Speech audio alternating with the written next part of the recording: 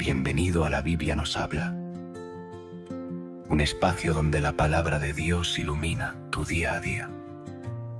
Aquí reflexionamos, conversamos y aprendemos a vivir con fe, esperanza y propósito. Cada episodio es una invitación a escuchar su voz, que sigue hablando hoy a tu corazón, a tu historia, a tu vida. Prepárate para este momento de encuentro con su palabra. Esto es La Biblia nos habla. Dios les bendiga, mis amados hermanos, y saludos en el nombre de Jesús. Y bienvenido a un episodio más de La Biblia nos habla. Le damos la gloria a Dios por este maravilloso día. Hoy tenemos un invitado especial, mi amigo, mi compañero de mil batallas, mi pastor, el reverendo Rodolfo Solórzano. Aleluya. Amén. Gracias, Pastor Gilberto, por la oportunidad de poder compartir en este maravilloso programa que ha sido y seguirá siendo de bendición al oyente y a que todos aquellos que pues nos sintonizan a través de este medio pues han sido edificados, y creo que esta no será la excepción. Amén, amén, pastor. Y hoy tenemos un episodio exquisito. Le damos la gloria a Dios. Hoy como tema tenemos la venida del Señor. Aleluya. Y es un tema profundo, pero nosotros hoy queremos tratar de simplificarlo o enseñarlo de una manera lo más sencilla posible para ayudar al oyente a que pueda entender la venida del Señor. Amén, pastor. Amén, amén, amén. ¿Qué tal si entramos en la palabra? Aleluya. Vamos a buscar nuestra Biblia en Primera de Tesalonicenses, capítulo 4, versículo 16 al 18. La palabra lee en el nombre del Padre, del Hijo y del Espíritu Santo. Porque el Señor mismo, con voz de mando, con voz de arcángel y con trompeta de Dios, descenderá del cielo, y los muertos en Cristo resucitarán primero. Luego nosotros, los que vivimos, los que hayamos quedado, seremos arrebatados juntamente con ellos en las nubes para recibir al Señor en el aire, y así estaremos siempre con Él. Por tanto, alentaos los unos a los otros con esta palabra. Pastor, y yo le tengo esta maravillosa pregunta. ¿Por qué el cristiano cree en el arrebatamiento literal y cómo sucederá? Bueno, muy buena pregunta, y es una pregunta que se hacen muchas personas. Pues hay diferentes corrientes, y ahí vamos a mencionar tres corrientes de interpretación, las cuales tienen una diferencia por la manera en que están interpretando el texto. Unos piensan que la venida del Señor será antes de la tribulación, otros piensan que es en medio de la tribulación, y otros piensan que es después de la tribulación. Pero es algo importante entender el texto, precisamente lo que estabas tocando en esta preciosa hora. Me doy cuenta que si venimos desde el versículo 13, el apóstol Pablo, quien habla a la iglesia de Tesalonicenses, hace un énfasis en los eventos de una manera cronológica, organizada, y dice en el versículo 13: tampoco queremos, hermanos, que ignoréis acerca de los que duermen, para que no os entristezcáis como los otros que no tienen esperanza. Porque si creemos que Jesús murió y resucitó, así también traerá Dios con Jesús a los que durmieron en él. Por lo cual decimos esto en palabra del Señor, que nosotros que vivimos, que habremos quedado hasta la venida del Señor, no precederemos a los que nos durmieron. Amén. Porque el Señor mismo, con voz de mando, con voz de arcángel y con trompeta de Dios, descenderá del cielo, y los muertos en Cristo resucitarán primero. Luego nosotros, los que vivimos, los que hayamos quedado, seremos arrebatados juntamente con ellos en las nubes para recibir al Señor en el aire, y así estaremos siempre con el Señor. De manera tal que por medio del relato bíblico, del argumento bíblico, no solamente del apóstol Pablo, sino también de nuestro Señor Jesucristo, cuando habla en Mateo capítulo 24 acerca del fin de los tiempos, podemos entender que la mejor interpretación de este acontecimiento debe ser literal. ¿verdad? Que Cristo viene antes de la tribulación. Amén, amén. Eso del arrebatamiento es literal, no es una idea abstracta de que Jesucristo va a venir en una, sino que va a suceder. El pueblo del Señor será levantado y Amén. Amén. Me llena de mucho gozo poder tocar ese tema, especialmente en estos momentos de tanta confusión. La iglesia del Señor debe de entender algo, que las promesas del Señor son en el sí y en el amén. Y Él prometió que va a regresar por su iglesia. Él prometió en su palabra que iba a venir a recoger a su iglesia. Y lo dice este texto. Dice que nos reuniremos con Él en las nubes. Ojo, Él no manda a un ángel, Él no manda a ningún emisario. Él viene personalmente en las nubes. Y eso es lo que debemos de entender. Cuando hablamos de arrebatamiento, Jesucristo llega a las nubes. A las nubes. Y nosotros descendemos amén, amén. y nos reuniremos con Cristo en las nubes. So, Jesús descenderá hasta las nubes. Cuando suene la trompeta, los muertos en Cristo, Resucitará o sea, se encuentran con Él con Él. en el cielo. Si ellos se levantan y se encuentran con Cristo en las nubes, Y los que quedamos vivos, seremos arrebatados después. amén. Eso va a ser en cuestión de segundos, eso va a ser inmediato. Eso dice la Escritura que va a ser como un abrir y cerrar de ojos. Amén. O sea, podemos entender que no es un lapso de tiempo, sino que es algo inmediato. Y el escritor acá de la primera carta de Tesalonicenses utiliza una palabra bien importante, harpazo. Es arrebatar vamos a decir como con violencia, con sorpresa, arrebatar. No. Él viene a harpazo, arrebatar. Amén. Santo. So, pastor, y esto nos lleva a una segunda pregunta, porque acabas de explicar que el arrebatamiento, que los muertos en Cristo resucitarán primero y se encontrarán con Jesús en las nubes. Los otros que hemos quedado seremos transformados en un abrir y cerrar de ojos y nos encontraremos con Él en las nubes. So, ¿cuál es la diferencia entre el arrebatamiento y la segunda venida visible de Cristo? Ok, la palabra clave está en la venida visible. En el arrebatamiento no todos le verán, no todos le verán. Le veremos la iglesia que está preparada, que se ha santificado, que está viviendo una vida en santidad y que tiene sus vestiduras de lino fino, sus vestiduras sin mancha, sin arruga, esperando la venida del Señor en ese arrebatamiento. En esa palabra que dice harpazo, en ese momento donde es arrebatada la iglesia, pero seremos llevados a las nubes. Ojo, y aquí hay un acontecimiento bien importante, porque para poder entender un poquito el panorama de lo que es el plan profético, viene Cristo y arrebata la iglesia y luego nos presentamos a lo que es el tribunal de Cristo o el juicio viva.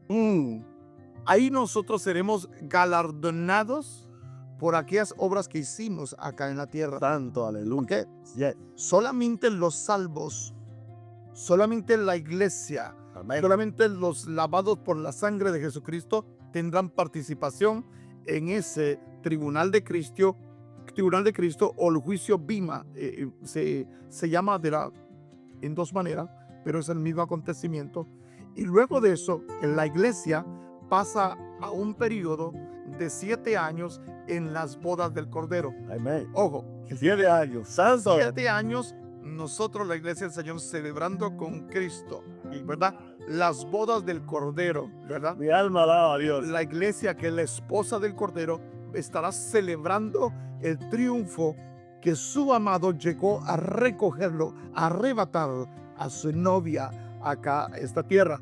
Ojo, nosotros vamos a pasar disfrutando con Cristo Jesús, conforme a lo que dice la Escritura en el periodo de la boda del Cordero, pero simultáneamente en la tierra se está viviendo 7 años de tribulación y gran tribulación. Eso está dividido en 2 periodos de 1260 días, 42 meses o 3 años y medio cada periodo. Amén. 3 años y medio de tribulación y 3 años y medio de gran tribulación.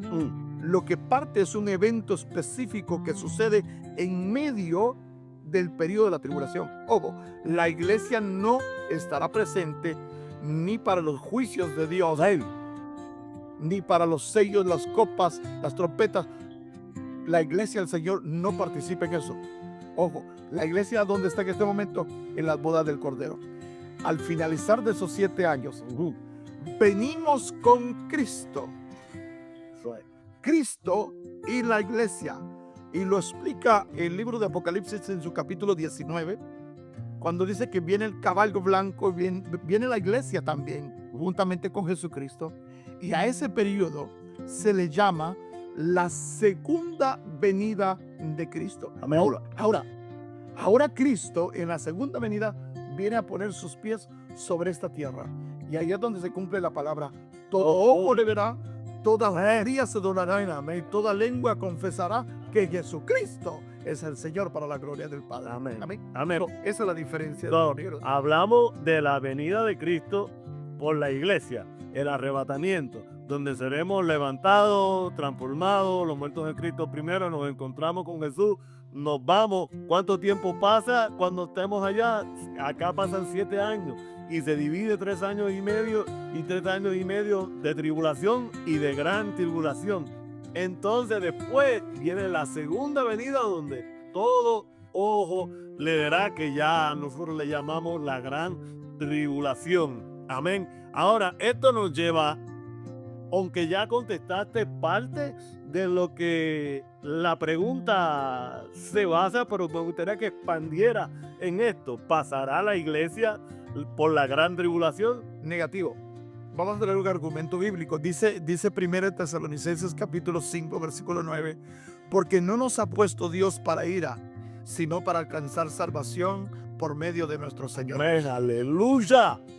Es importante entender, y es bueno tener esta clarificación de los eventos, porque hay muchas personas, e incluso he escuchado a pastores de renombre, que confunden estos dos eventos, el arrebatamiento con la segunda venida del Señor.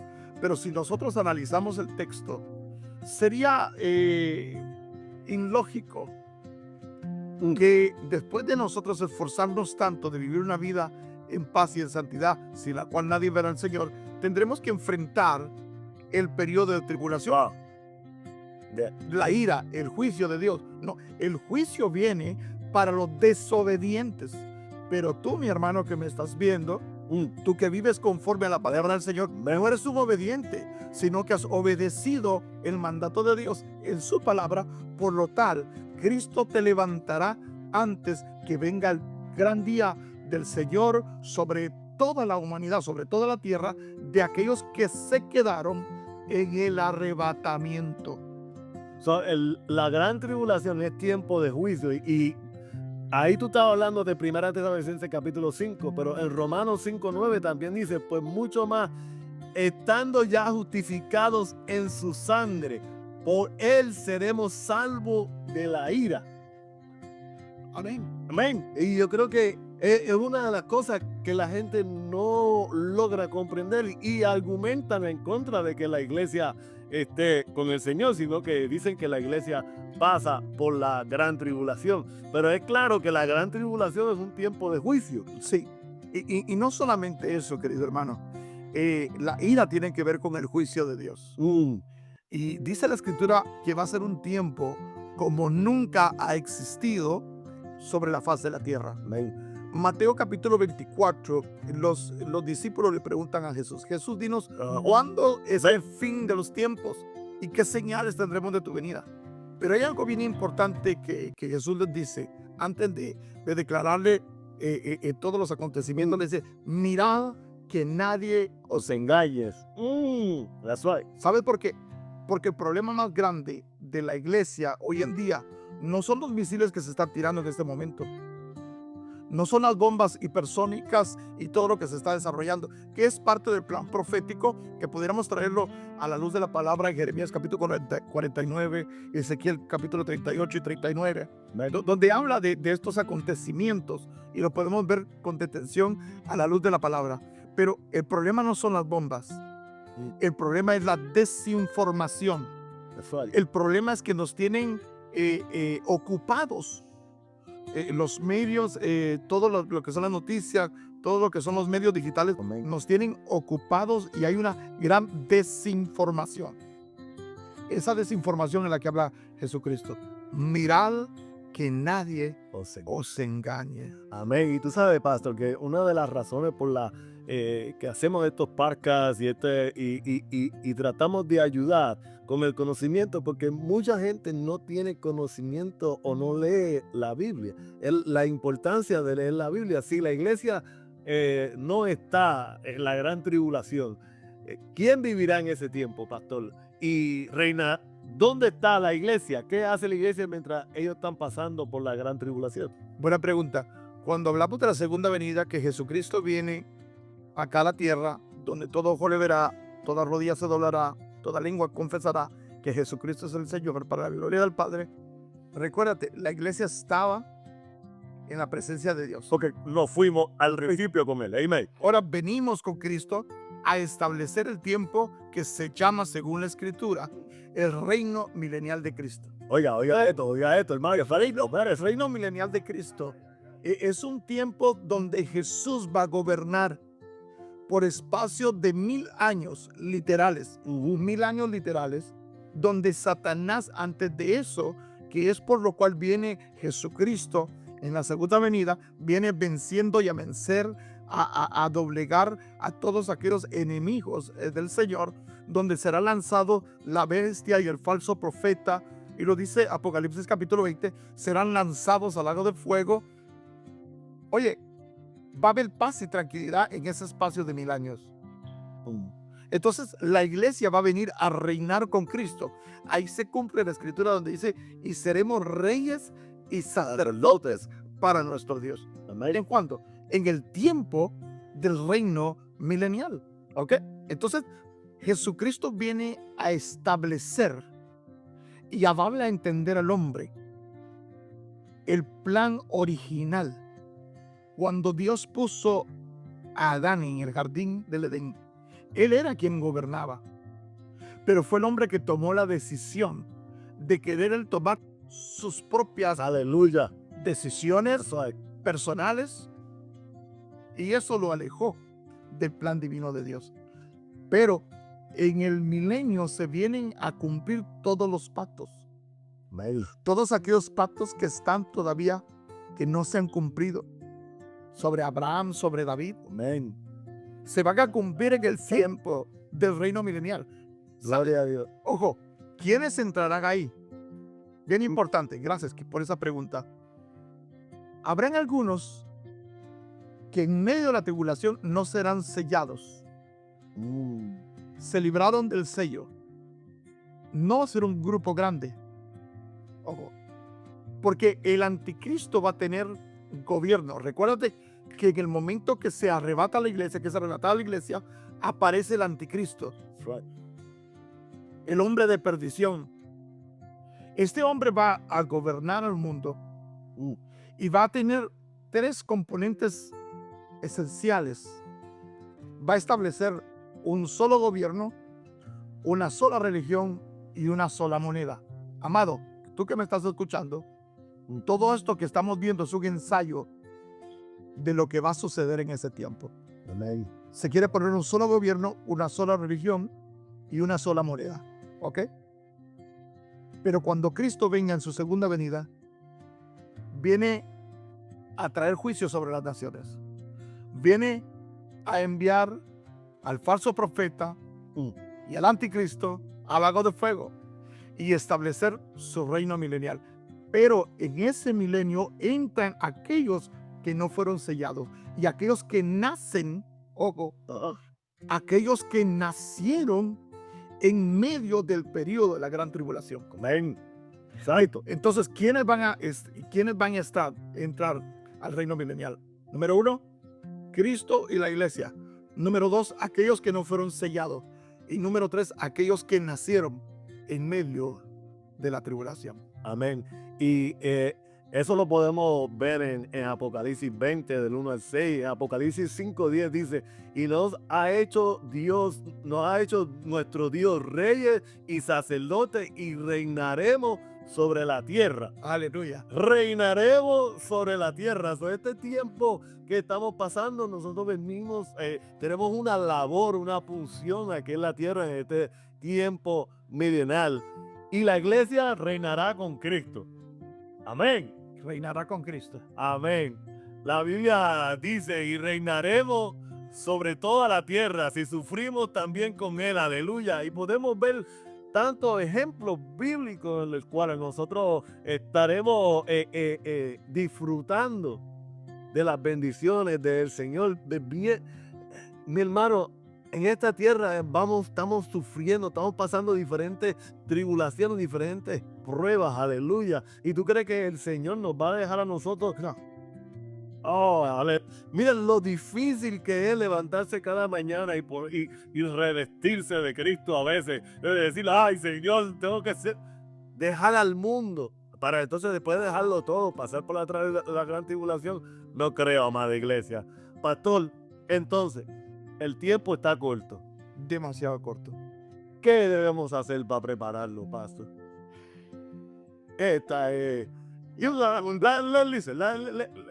el relato, todo está maravilloso. ¿Qué debo de hacer yo, pastor? Qué lindo poder llegar hasta a esta pregunta. Porque nosotros, la iglesia del Señor, no estamos a ciegas.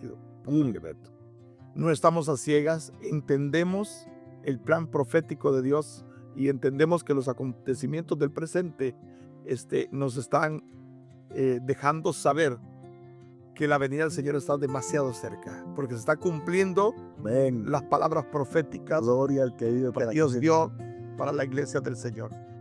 ¿Qué podemos nosotros hacer en este tiempo? ¿Preocuparnos? No. ¿Salir corriendo? ¿A dónde? Veo solamente una opción: vivir en paz y en santidad. Oh, mi alma a Dios, sin la cual nadie verá al Señor. Mi alma va a Pase Dios. lo que pase, estés donde estés. Vive cada día como que fuese el último, como que si fuese que en este día viene nuestro Señor Jesucristo por ti. Vivamos y guardemos nuestra salvación con temor y temblor. Ojo, hay gente que piensa que la salvación no se pierde. Ten cuidado. Ten cuidado. Ten cuidado. No te descuides. No te descuides. Vivamos en paz y en santidad, sin la cual nadie verá al Señor. Ahora, si viene Cristo hoy, si viene mañana o si viene dentro de 10 años, no importa. Lo importante es yo vivir lo mejor que yo pueda cada día, agradando a aquel que me llamó de las tinieblas a su luz admirable. Amén. Lo que yo debo de hacer, lo que la iglesia debe hacer, es estar apercibida. Arreglemos aquellas cuentas que tenemos pendiente con el Señor o con nuestros hermanos, porque la trompeta sonará muy pronto. Amén, pastor. Y quiero arreglar esto. No que tengas cuidado, tengamos. Amén. Desde acá, pastor. Pero está sentado ahí, se cree que ya está agradecido. Tengamos cuidado. Amén. Y esto no es, nosotros no hacemos esto para asustarte, para meterte miedo. Simplemente queremos enseñar la palabra, qué es lo que la Biblia verdaderamente dice de una manera simple, de una manera agradable, para que podamos aprender y que caminemos un poquito más cerca con el Señor. Como resumen, pastor, la venida del Señor es una promesa real, es un evento literal, es una esperanza gloriosa. Mi alma alaba a Dios. Esperanza bienaventurada. Ah, bienaventurada. Y la esperanza no avergüenza, aleluya. También Pablo dice que si Cristo nos resucitó, en vano fuera. lo que nosotros tenemos es algo sólido Oh, aleluya, sólido y verdadero y eterno. y eterno. Mi alma alaba a Dios. Hay que estar preparado para cuando Cristo nos llame, cuando suene la trompeta. No es, sonó la trompeta y ahora me voy a poner la corbata porque me voy para el cielo. No. Fíjate que ahora que tú dices eso, y rápidamente quiero concluir con esto, me llama la atención que Jesucristo dice que el reino de los cielos es como 10 vírgenes. Hey. Y hace alusión a lo que sucedía en los tiempos bíblicos cuando una pareja se casaba. Número uno, el novio iba a la ciudad, a la casa de la novia, y pasaba por la entrada de la ciudad y hacía una promesa oral y escrita ante los ancianos que estaban en la entrada de la ciudad en la cual vivía la novia. Mi alma. Y él prometía, ¿sabes? Él prometía que iba a cuidar de la novia, que le iba a dar sustento, que le iba a dar una habitación para que ella pudiera estar segura, tranquila y nada le iba a faltar. Eso lo ponían por escrito y lo enrollaban y ponían un sello que decía Tetelestai. Al igual cuando Jesús dice consumado es. Dice entonces, luego él llegaba a la casa del padre de la novia y llevaba un odre, o sea, era como un jarro, como una bolsa donde llevaba vino y llevaba copas.